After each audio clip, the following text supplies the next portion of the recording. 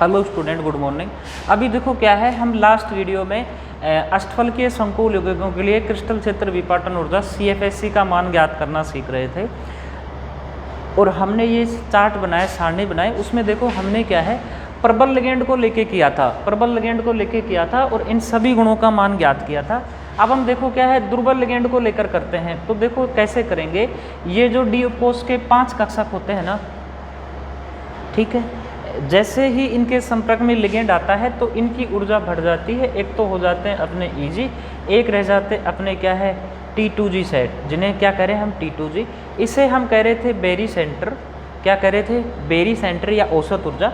यहाँ से नीचे कोई इलेक्ट्रॉन जाता है तो उसके लिए हम लेते हैं -0.4 डेल ओ पर इलेक्ट्रॉन ऊर्जा CFSC ज्ञात करने के लिए, और ऊपर इलेक्ट्रॉन जाता है तो उसके लिए लेते हैं प्लस की 0.6 डेल ओ पर इलेक्ट्रॉन। और जो CFSC ज्ञात करने का सूत्र था वो हमने ये सीखा था अभी, कि उसके लिए क्या था, T2G में इलेक्ट्रॉन गुणा में माइनस का कितना है 0.4, ठीक है, तथा प्लस Eg में इलेक्ट्रॉन गुणा में प्लस का था 0.6 डेल ओ, और उस प्रकार से हम CFSC का मान ज्ञात कर लेते थे।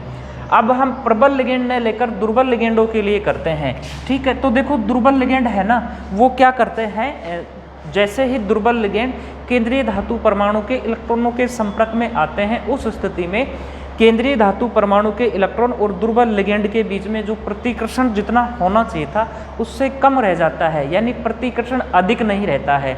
जब प्रतिकर्षण अधिक नहीं रहता है तो डी उपकोष के कक्षकों की ऊर्जा अधिक नहीं बढ़ पाती है, तो उसके पश्चात जब विपाटन होता है ना, तो ये जो ऊर्जा अंतराल जिसे हम डेल ओ कह रहे थे, क्या कह रहे थे, इसे हम डेल ओ, ठीक है, ये ऊर्जा अंतराल ज़्यादा न रहकर क्या रह जाता है, कम रह जाता है।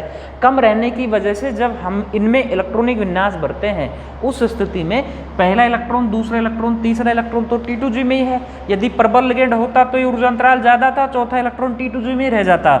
लेकिन अब क्या है, ये ऊर्जा अंतराल क्या है, कम है, तो चौथा इलेक्ट्रॉन कहाँ चला जाता है, ऊपर चला जाता है। चौथा इलेक्ट्रॉन यहाँ, पाँचवा इलेक्ट्रॉन यहाँ, 6 नंबर का इलेक्ट्रॉन आते ही वापस कहाँ जाता है, T2G में। या हम ये कह सकते हैं कि भाई जो ये दुर्बल क्षेत्र लिगेंड की उपस्थिति में है ना, यहाँ ओबो सिद्धांत की अवहेलना नहीं होती है, यहाँ ओबो सिद्धांत का पालन किया जाता है, हुंड के नियम का पालन किया जाता है। हुंड यही कहता था कि जितने भी कक्षक है सभी में एक एक इलेक्ट्रॉन आए, उसके पश्चात युग्मन प्रारंभ करना होता है। यहाँ भी वही है, सभी कक्षकों में एक एक इलेक्ट्रॉन लाने, उसके पश्चात क्या करना है, आपको इलेक्ट्रॉनों का युग्मन करना है, ठीक। अब देखो क्या है, इस चार्ट को हम भरेंगे।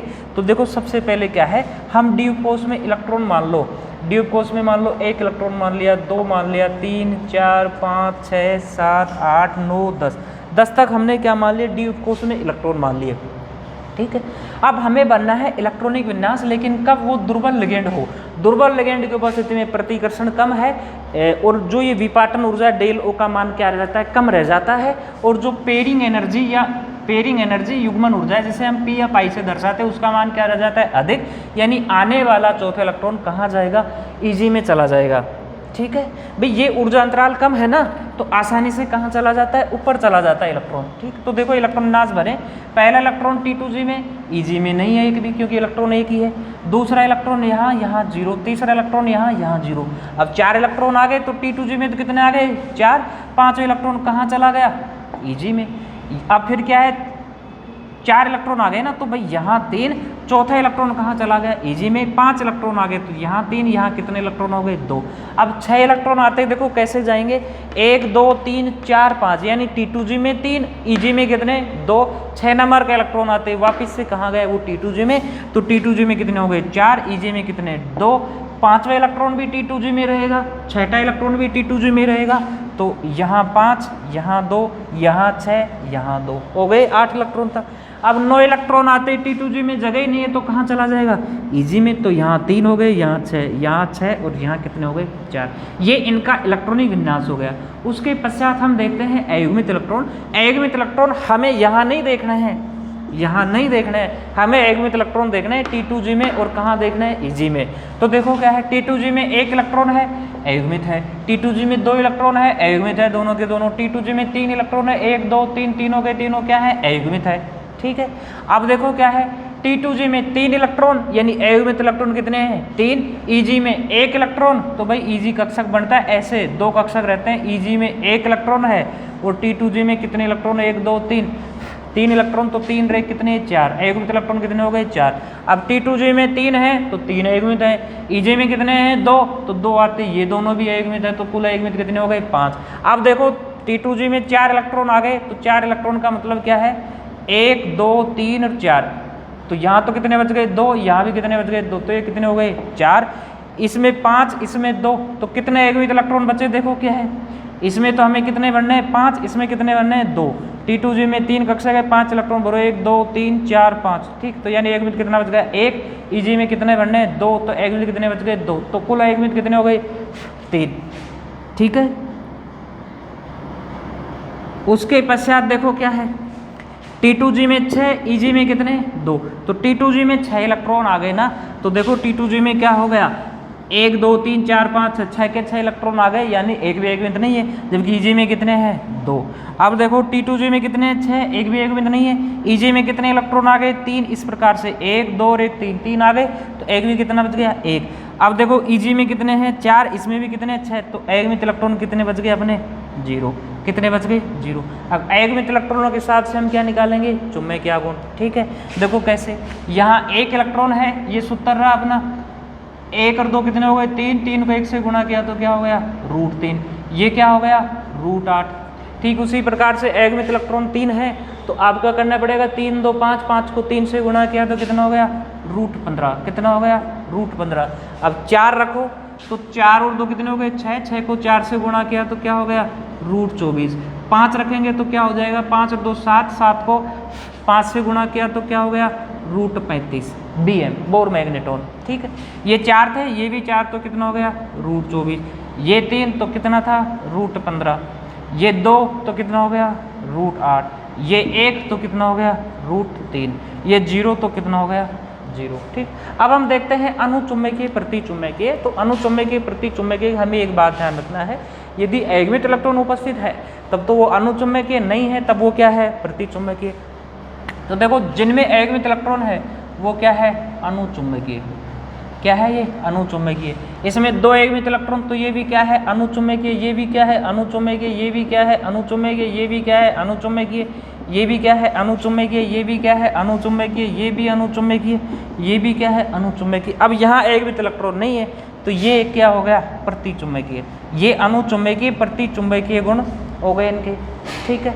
ये अनुचुंबकीय प्रतिचुंबकीय गुण हमने T2G और Eg में इलेक्ट्रॉनिक विन्यास के आधार पर बताए हैं, ठीक। अब हम बात करते हैं CFSE की, ठीक। तो देखो CFSE का मान किस प्रकार से आएगा, T2G में इलेक्ट्रॉन गुना 0.4 प्लस में है, Eg में इलेक्ट्रॉन गुना प्लस का 0.6, यानी T2G में 1 इलेक्ट्रॉन आते हमें 0.4 बढ़ाना है। T2G में 1 इलेक्ट्रॉन तो कितना हो गया 0.4 ΔU, Eg में कुछ है ही नहीं तो हमें कुछ जोड़ना ही नहीं है, किसका है माइनस का। अब देखो T2G में 2 इलेक्ट्रॉन है तो कितने हो गए माइनस का 0.8 ΔO, ठीक है। T2G में 3 इलेक्ट्रॉन तो कितना हो गए माइनस का 1.2 ΔO, ठीक। अब देखो क्या है, T2G में 3 इलेक्ट्रॉन, Eg में कितना 1 इलेक्ट्रॉन। T2G में 3 इलेक्ट्रॉन तो 3 गुणा में क्या हो गया 0.4 किसका माइनस का, प्लस Eg में कितना इलेक्ट्रॉन है 1, तो 1 गुणा में कितना हो गया 0.6 किसका है प्लस का, तो ये तो कितना हो गया माइनस का 1.2 प्लस का 0.6, कितना बच गया ये माइनस का 0.6 ΔO, ठीक है। अब Eg में कितने इलेक्ट्रॉन आ गए 2 इलेक्ट्रॉन आते ही यहाँ क्या आ गया 2 से गुणा होते ही ये क्या हो गया प्लस का 1.2 माइनस 1.2 प्लस 1.2, कितना बच गया 0, ठीक है। अब आ जाओ इधर 4 इलेक्ट्रॉन इधर 2 इलेक्ट्रॉन, तो 4 आते ही ये तो क्या हो गया 1.6 किसके माइनस के, इधर 2 इलेक्ट्रॉन तो कितने हो गए ये प्लस के 1.2, तो कितना बच गया ये माइनस का 0.4 ΔO। अब इधर कितने इलेक्ट्रॉन आ गए 5 आते, इसको किससे गुणा करोगे 0.4 को इससे किससे गुणा करेंगे 5 से, तो कितने हो गए माइनस के 2.0 और प्लस का कितना है 1.2, तो कितना बच गया माइनस का 0.8 ΔO, कितने बच गए माइनस के 0.8 ΔO, ठीक है। उसके पश्चात देखो क्या है, इधर 6 इलेक्ट्रॉन इधर कितने हैं 2 इलेक्ट्रॉन, तो 1 इलेक्ट्रॉन आते ही माइनस 0.4 है, 6 इलेक्ट्रॉन आते ही कितने हो जाएंगे माइनस के 2.4, कितने हो गए माइनस 2.4 और प्लस 1.2, तो कितने हो गए माइनस का 1.2 डेल ओ। ठीक है, अब देखो क्या है T2G में 6 इलेक्ट्रॉन, EG में कितने 3, तो T2G में 6 माइनस 2.4, EG में कितने 3, तो ये कितने बच गए प्लस के 1.8, तो ये माइनस का कितना बच गया 0.6 माइनस के 1 मिनट देखो क्या है, ये कितना है 6 इलेक्ट्रॉन, तो ये कितने हो गए माइनस 2.4, ये 3 इलेक्ट्रॉन तो कितने हो गए प्लस के 1.8, तो ये कितने बच गए माइनस 0.6, कितना बच गया माइनस 0.6 डेल ओ। अब यहाँ देखो T2G में 6 इलेक्ट्रॉन, 1 इलेक्ट्रॉन आते ही माइनस 2.4 है, 6 होते क्या हो गया माइनस 2.4। EG में कितने इलेक्ट्रॉन है 4, EG में 1 इलेक्ट्रॉन आता है तो कितना रहता है प्लस का 0.6, 4 आते ही कितना हो गया 4 से गुणा कर देंगे तो कितना आ गया 2.4 प्लस का, तो कुल ये कितने हो गए 0। ये क्या है अपने अष्टफलकीय संकुल यौगिकों में जब दुर्बल लिगेंड होता है उस स्थिति में हमने CFSC का मान ज्ञात किया। अब हम चतुष्फलकीय संकुल यौगिकों में CFSC पढ़ेंगे।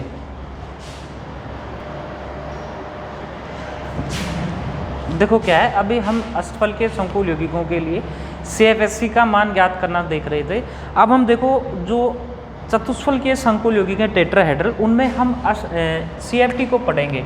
तो आप हेडिंग डालोगे चतुष्फलकीय संकुल यौगिकों में, चतुष्फलकीय संकुल यौगिकों में क्रिस्टल क्षेत्र सिद्धांत, चतुष्फलकीय संकुल यौगिकों में क्रिस्टल क्षेत्र सिद्धांत। देखो क्या है जैसा क्रिस्टल क्षेत्र सिद्धांत की जो मेन अवधारणा है, मेन बात है वो क्या थी कि लिगेंड और जैसे ही केंद्रीय धातु परमाणु के इलेक्ट्रॉन पास पास आते हैं तो दोनों पर स्थित ऋणावेश की वजह से ये आपस में प्रतिकर्षण करते हैं और ड्यूब कोश के कक्षक 2 भागों में विभक्त हो जाते हैं। ऐसे कक्षक जिनका प्रतिकर्षण अधिक होता है उनकी ऊर्जा अधिक रह जाती है, ठीक है, तथा ऐसे कक्षक जिनका प्रतिकर्षण कम होता है उनकी ऊर्जा क्या रह जाती है कम रह जाती है। ठीक, तो देखो क्या है चतुष्फलकीय जो संरचना होती है वो अपने इस प्रकार से होती है, जैसे ये केंद्रीय धातु परमाणु है उससे 4 लिगेंड ये इस प्रकार से जुड़े होते हैं, ठीक है, इस प्रकार से जुड़े होते हैं, ये संरचना रहती है चतुष्फलकीय। ठीक है, यदि हम बताएं चतुष्फलकीय संरचना किस प्रकार से होती है तो देखना क्या है, जैसे मान लो यहाँ केंद्रीय धातु परमाणु है ना, उससे 2 लिगेंड तो इस प्रकार से आएंगे, जैसे ये 2 लिगेंड आ गए इस प्रकार से, ठीक है, तो ये 2 लिगेंड दोनों के दोनों एक तल में रहते हैं, ठीक है, जबकि जो बचे 2 लिगेंड हैं, 4 लिगेंड आएंगे, वो 2 लिगेंड इस प्रकार से इस तल में नहीं रहकर इस तल में रहते हैं, इस तल में रहते हैं, यानी 2 तो आप देख रहे हो आपकी तरफ आ रहे हैं, ये दोनों, ये 2 तो क्या आ रहे हैं, ये 2 आपकी तरफ आ रहे हैं, चतुष्फलकीय में 2 लिगेंड, बीच में क्या है यहाँ केंद्रीय धातु परमाणु है, बचे कुछ 2 हैं वो इस प्रकार से हैं, इस प्रकार से हैं, उसका मतलब ये एक तल में है और ये एक तल में है, तो इस प्रकार से चतुष्फलकीय संरचना रहती है। जब इनके चतुष्फलकीय संरचना रहती है और ड्यूब कोश के कितने कक्षक रहते हैं, वही 5 कक्षक रहते हैं। ठीक, अब जो कक्षक अक्ष पर स्थित होते हैं, अक्ष पर स्थित हों, जैसे dx² y² या हो जाए अपना dz², ये जो अक्ष पर स्थित होते हैं ना, उनसे ये प्रतिकर्षण क्या रहता है कम, यहाँ तो प्रतिकर्षण उनमें क्या रहता है कम, ठीक है, जबकि जो अक्ष के बीच में है 45 डिग्री का कोण बनाते हुए, कौन कौन से dxy dyz और एक कौन सा है dxz, इनमें प्रतिकर्षण क्या होता है ज़्यादा, क्या होता है प्रतिकर्षण ज़्यादा। इन्हें तो हम कहते हैं T2G, इन्हें हम कहते हैं EG, वास्तव में यहाँ हम T2G EG नहीं कहकर आप ये कहो ना T2 या क्या कहो E, तो ये अच्छा है, क्योंकि G यहाँ G होता है, वो जीरेड को बताता है, यहाँ ये जीरेड होते नहीं है, चतुष्फलकीय संरचना जीरेड नहीं होती है, इसलिए आप T2 या EP कह सकते हो, या आप जैसे बुक में दे रखा है T2G EG वो से भी ध्यान रख सकते हो। इन तीनों को सम्मिलित रूप से ये कहा, इन तीनों को सम्मिलित रूप से ये कहा, प्रतिकर्षण इन दोनों में कम रहता है, इनमें अधिक रहता है, इनमें अधिक प्रतिकर्षण रहता है, इसलिए इनकी ऊर्जा क्या रह जाती है अधिक, ऊर्जा क्या रह जाती है अधिक, इनकी ऊर्जा क्या रह जाती है कम, इनकी ऊर्जा क्या रह जाती है कम। ठीक, अच्छा अब देखना क्या है, जैसे ही इनमें विपाटन होगा या हम कह दें कि डी उपकोष के ये जो 5 कक्षक आपस में विभक्त होंगे, डी कोष के ये जो पांचों कक्षक आपस में विभक्त होंगे तो देखो किस प्रकार से होंगे। जब अपना लिगेंड नहीं आया है डी कोष के कक्षकों के संपर्क में, उस स्थिति में देखो क्या है, ये 5 कक्षक हैं। जब क्या है, लिगेंड नहीं है, हम कहेंगे लिगेंड की अनुपस्थिति में, लिगेंड की अनुपस्थिति में जैसे लिगेंड आएगा तो इनकी ऊर्जा है ना वो बढ़ जाएगी। इस प्रकार से ऊर्जा बढ़ गई, ऊर्जा बढ़ गई तो इनकी समरसता खत्म हो जाएगी। ये होता है लिगेंड की उपस्थिति में, लिगेंड की उपस्थिति में समरसता खत्म, डीजनरेसी खत्म हो जाती है। ये जो पांचों कक्षक हैं 1 2 3 4 5 हो गए, ठीक है। अब देखो प्रतिकर्षण इनमें ज़्यादा हो जाता है T2G वालों में, तो ये तो कहाँ चले गए, ऊपर चले गए T2G। EG में प्रतिकर्षण कम रहता है इसलिए ये कहाँ रह गए, नीचे रह गए। इन्हें हम कह रहे हैं EG। जो ये जो बीच में जो ऊर्जा अंतराल है, इस ऊर्जा अंतराल को हम कहते हैं बेरी सेंटर। क्या कहते हैं, बेरी सेंटर या औसत ऊर्जा। क्या कह रहे हैं इसे हम, बेरी सेंटर, बेरी सेंटर या क्या कह रहे हैं, औसत ऊर्जा। इस पूरे ऊर्जा अंतराल है ये दोनों, इसे हम कह रहे हैं डेल ओ। पूरे ऊर्जा अंतराल को हम क्या कह रहे हैं, डेल ओ नहीं डेल टी। क्या कह रहे हैं, डेल टी। यहाँ डेल का मतलब होता है अंतर और टी का मतलब होता है टेट्राहेड्रल। टेट्राहेड्रल का मतलब क्या है, चतुष्फलकीय, ठीक है, डेल टी, ठीक है। उसके अलावा यदि कोई लिगेंड, यदि कोई इलेक्ट्रॉन बेरी सेंटर से नीचे आ रहा है या हम कह रहे हैं ईजी में जा रहा है, तो उसके लिए हम रहते हैं माइनस के, जो ऊर्जा रहती है उसके लिए होती है माइनस की 0.6 डेल टी पर इलेक्ट्रॉन। कितनी है, -0.6, माइनस की 0.6 डेल टी पर इलेक्ट्रॉन। कोई इलेक्ट्रॉन यदि ऊपर जा रहा है तो उसके लिए ऊर्जा हम रखेंगे प्लस का 0.4 डेल टी पर इलेक्ट्रॉन। भाई ये एक चीज़ को हम प्लस का रख रहे हैं, एक को माइनस का रख रहे हैं। डेल टी माइनस की है यहाँ और यहाँ क्या है, प्लस की। ये इसलिए है, ज़्यादा दिमाग नहीं लगाना, ये केवल इसलिए है क्योंकि दोनों का योग क्या रहे, 0 रहे। दोनों का योग क्या रहे, 0 रहे। मान लो इसमें भी 2 इलेक्ट्रॉन हैं जिनको आने था, आ गए, तो कितने हो गई ये, माइनस के 1.2। इसमें 3 इलेक्ट्रॉन थे तो 3 इलेक्ट्रॉन आते कितने, प्लस के 1.2। तो दोनों का अंतर क्या रहे, 0 रहे। कुल मान क्या रहे, 0 रहे, इसलिए हम ये मान रखते हैं, ठीक है। पूरे ऊर्जा अंतराल को कह रहे हैं डेल टी। और एक इलेक्ट्रॉन नीचे आए तो हम CFSC जब ज्ञात करना सीखेंगे तो कितना रखेंगे, -0.6 डेल टी पर इलेक्ट्रॉन। और ऊपर जाता है तो हम क्या रखेंगे, प्लस के 0.4 डेल टी पर इलेक्ट्रॉन, ठीक है। एक चीज़ का हम ध्यान रखेंगे, अष्टफलकीय संकुल यौगिकों से यहाँ उल्टा विपाटन होता है, क्योंकि अष्टफलकीय संकुल यौगिकों में ऐसे कक्षक जो अक्ष पर स्थित होते हैं dx² y² और dz², वहाँ प्रतिकर्षण अधिक था, उनकी ऊर्जा अधिक बढ़ रही थी, तो EG कक्षक कहाँ बन रहे थे, हम ऊपर बन रहे थे। अब यहाँ क्या है, जब चतुष्फलकीय संकुल यौगिकों में जैसे ही इनके संपर्क में लिगेंड आता है तो आने वाला लिगेंड जो कक्षक अक्ष पर होते हैं उनका प्रतिकर्षण कम करता है, और जो अक्ष से 45 डिग्री का कोण बना के रखते हैं तीनों, dxy, dxz, dyz, इन तीनों में प्रतिकर्षण अधिक होता है, इनकी ऊर्जा क्या हो जाती है, अधिक हो जाती है।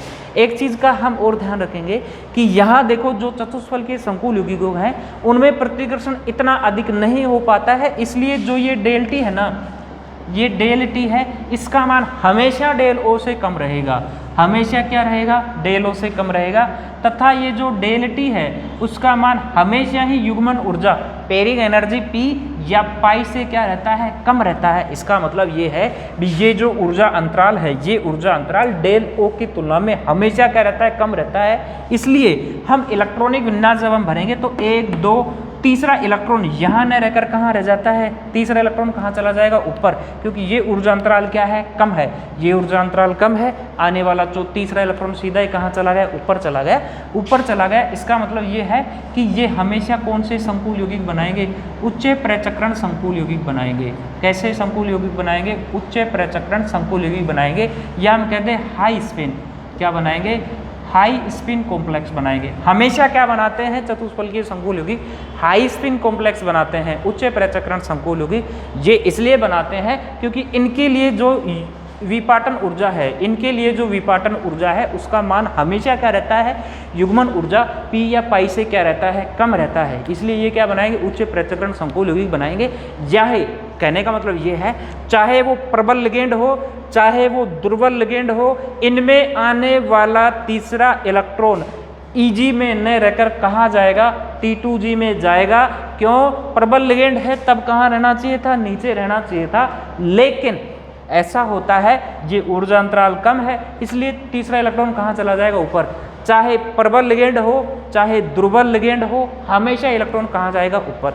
अच्छा, अब देखो क्या है, प्रबल दुर्बल लिगेंडों को हम यहाँ तो पढ़ने के लिए तो ठीक है, प्रबल लिगेंड है तो अष्टफल के संकुल यौगिकों में युग्मन हो जाता था, दुर्बल लिगेंड है तो आने वाला चौथा इलेक्ट्रॉन ऊपर जा रहा था, वहाँ जब हम अष्टफल के पढ़ रहे थे। प्रबल दुर्बल लिगेंडों को ज्ञात करने का देखो एक तरीका है, या तो उनकी ऊर्जा निकालो, जो मैंने तरीका बताया था डेल ओ बराबर करके, ठीक है। या ऊर्जा नहीं ज्ञात की जाती है तो सभी लिगेंडों को हमने एक श्रेणी के हिसाब से बांट रखा है, स्पेक्ट्रोकेमिकल सीरीज उसे कहेंगे। तो वो सीरीज क्या है वो भी मैं आपको बता दूंगा। उससे पहले हम ये देखो क्या है, चतुष्फल के संकुल यौगिकों में हम CFSE का मान ज्ञात करना सीखेंगे। जब CFSE का मान ज्ञात करना सीखेंगे चतुष्फलकीय में, तो हम इलेक्ट्रॉनिक विन्यास इनका भरेंगे। तो हम एक बात का विशेष ध्यान रखेंगे, यहाँ चाहे प्रबल लिगेंड हो या दुर्बल लिगेंड हो, सभी में ही हमें उच्च प्रचक्रण संकुल यौगिक बनाने हैं, हाई स्पिन कॉम्प्लेक्स बनाने हैं। क्यों? क्योंकि ऊर्जा अंतराल क्या रहता है? इनका कम रहता है। जब ऊर्जा अंतराल कम रहता है, इसका मतलब इलेक्ट्रॉन भरने लगे, पहला इलेक्ट्रॉन, दूसरा इलेक्ट्रॉन, तीसरा इलेक्ट्रॉन EG में न जाकर डायरेक्ट कहाँ जाएगा? T2G में जाएगा। तो देखो हम एक सारणी बनाते हैं, चार्ट बनाते हैं। देखो वो क्या है चार्ट, देखो क्या है। अब हम CFSE का मान ज्ञात करना सीखेंगे किनमें? चतुष्फल के संकुल यौगिकों में। ये जो देखो भाई, ये ऐसा है ना, ये 5 कक्षक है, ये 2 भागों में विभक्त हो रहे थे। ऊपर तो क्या चले गए थे? जिनका प्रतिकर्षण अधिक हुआ, कौन? T2G वाले, T2G। नीचे कौन रह गए थे? EG वाले। एक चीज़ का हम ध्यान रखेंगे, ये बेरी सेंटर है, नीचे इलेक्ट्रॉन जाता है तो हम क्या करेंगे? -0.6 डेल T पर इलेक्ट्रॉन। ऊपर जाता है तो क्या करेंगे? प्लस का 0.4 डेल T पर इलेक्ट्रॉन, ठीक है। तो देखो क्या है, डी में इलेक्ट्रॉन हमने मान लिया 1 इलेक्ट्रॉन है, 2 है, 3 है, 4 है, 5, 6, 7, 8, 9, 10, इस प्रकार से हमने मान लिया।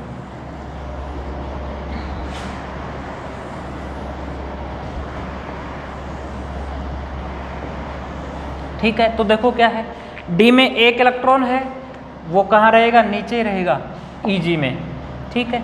T2G में कितना? 0। एग में 1 ही है तो एग में इलेक्ट्रॉन कितना? 1। चुम्बकीय के आघूर्ण म्यू का मान कितना? ये सूत्र होता है म्यू बराबर n+2 और इस पूरे का रूट। तो देखो एक मान रखें, 1, 2, 3, 1 से गुणा हो गया, क्या हो गया? ये √3 Bm बोर मैग्नेटॉन, ठीक है। उसके बाद में हम ज्ञात कर रहे हैं इनमें CFSE। क्या ज्ञात कर रहे हैं? CFSE। उससे पहले एक चीज़ और कर लो आप, देखो क्या है वो हम कर लेंगे ये इस प्रकार से कि अनुचुम्बकीय या प्रतिचुम्बकीय, चुम्बकीय गुण, इनके क्या कर लेंगे हम? चुम्बकीय गुण। देखो अयुग्मित इलेक्ट्रॉन है 1 तो ये क्या हो गया? अनुचुम्बकीय, ठीक। CFSE क्या हो जाएगी? 1 अयुग्मित इलेक्ट्रॉन है तो 1 को गुणा किया तो कितने हो गए? -0.6 डेल T। T2G में कोई इलेक्ट्रॉन है नहीं तो उसे हम नहीं जोड़ेंगे, ठीक। अब देखो क्या होगा, EG में 2 इलेक्ट्रॉन, इधर T2G में कितने? 0। अब देखो क्या, ये हमेशा उच्च प्रचक्रण संकुल यौगिक बनाते हैं, इसका मतलब सभी में 1-1 इलेक्ट्रॉन भरने हमें। तो इधर 2, इधर 1, इधर 2, इधर 2, इधर भी 2, इधर कितने आ गए? 3 इलेक्ट्रॉन किस में आ गए? EG में। 1, 2, 3, 4, 5, 3 EG T2G में आ गए। अब चौथा इलेक्ट्रॉन कहाँ जाएगा? चौथा इलेक्ट्रॉन, या हम कहते हैं 1, 2, 3, 4, 5 इलेक्ट्रॉन तो भर लिए, 6 नंबर का इलेक्ट्रॉन वापस कहाँ जाएगा? EG में। किस में जाएगा? EG में। तो EG में कितने हो जाएंगे? 3। T2G में कितने रह जाएंगे? 3। उसके बाद में देखो क्या है, ये 7 इलेक्ट्रॉन है तो यहाँ कितने? 3। यहाँ कितने हो जाएंगे?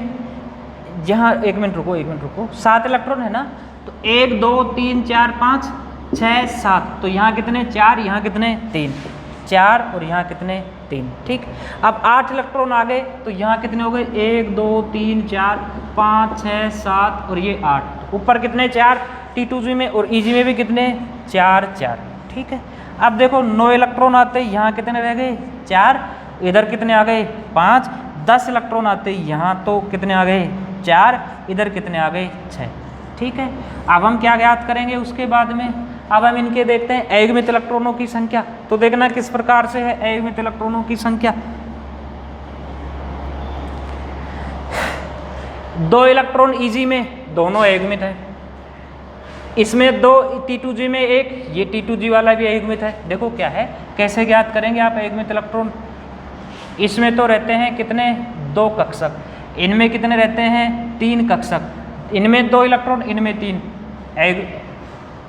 इनमें 2 इलेक्ट्रॉन, इसमें 1 इलेक्ट्रॉन, तो अयुग्मित कुल कितने हो गए 3। अब देखो क्या है, इसमें 2, इसमें भी 2, 1 2, यानी ये भी क्या है अयुग्मित, तो कुल अयुग्मित कितने आ गए 4। इसी में 2, इसमें कितने 3, तो अयुग्मित कितने आ गए 5। अब देखो 6 इलेक्ट्रॉन है, उस स्थिति में इसमें तो कितने 3, यानी तीनों अयुग्मित हैं, इसमें कितने आ गए 3, तो 1 2 3, 1 2 3, तो अयुग्मित कितना बचा 1, इधर का 3, तो कितने बचे 4। ठीक उसी प्रकार से इसमें अयुग्मित देखो कितने बचे, इसमें 4 आ गए तो ये पूरा भर गया, अयुग्मित नहीं है। इसमें 3 है तो अयुग्मित इलेक्ट्रॉन 3। अब देखो इसमें 4, एक भी अयुग्मित नहीं है, इसमें 4 आते ही क्या होगा 1 2 3 4, तो कितने अयुग्मित बचे 2। अब इसमें क्या है 5, 5 आते ही इस प्रकार से हो गया, अयुग्मित कितना बचा 1। 6 आते ही पूरे तरीके से भर गया, तो अयुग्मित इलेक्ट्रॉन कितने बचे हैं 0, कितने बचे हैं 0। अब अयुग्मित इलेक्ट्रॉन पता है तो हम उसका चुंबकीय आघूर्ण भी ज्ञात कर लेंगे। 2 सीधा तरीका बताए, तो कैसे, इसमें 2 लगा के पॉइंट लगा दो, कैसे 2 लगा के पॉइंट लगा दो, उसके बाद में कोई संख्या रख दो, जैसे मान लो 8 0 रख दिया। इसमें 3 लगा के पॉइंट लगा दो 8 1, 4 लगा के पॉइंट लगा दो 4 पॉइंट 8 6, 5 लगा के लिख दो कितने 5.90 लिख दो। पॉइंट के बाद क्या संख्या है वो खास मायने नहीं रखती है, अपने क्या है जितने अयुग्मित इलेक्ट्रॉन उतनी संख्या लिखो, फिर पॉइंट लगा दो। रूट के रूप में निकालना चाहो तो रूट के रूप में निकाल लो, कैसे, यहाँ 2 रखोगे, 2 और 2 कितने 4, 4 को 2 से गुणा करके कितने हो गए 8, तो ये क्या आ गया √8, ये कितना आ जाएगा √15, ये कितना आ जाएगा 4 रखोगे तो 4 2 6, 6 को 4 से गुणा किया था √24 आ गया। ये 5 रखोगे तो क्या आ गया, ये 5 2 7, 7 को 5 से गुणा किया गया √35 आ गया। इस प्रकार से मान आ जाएंगे। 4 थे तो कितना आ गया 4.86, 3 थे तो 3 कितने आ गए, रूट के रूप में लिखना चाहो तो 3 2 5, और 3 से गुणा किया तो कितने आ गए √15, ये क्या हो गए √8, ये क्या हो गए √3।